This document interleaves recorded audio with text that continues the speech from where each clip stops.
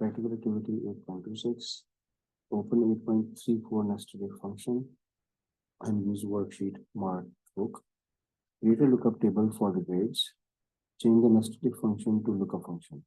So basically what they're saying over here we've actually used over here is if function find this. But they're saying is that you are supposed to create there's a lookup table yourself and then do the same thing with VLOOKUP. So what I've done over here is I've made a table. Now this is very important point.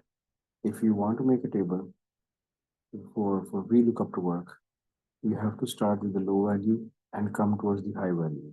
So it has to be in this order. Okay, from low to high. Remember that. It will not work otherwise. So 0 is fail, which means 0 to 41.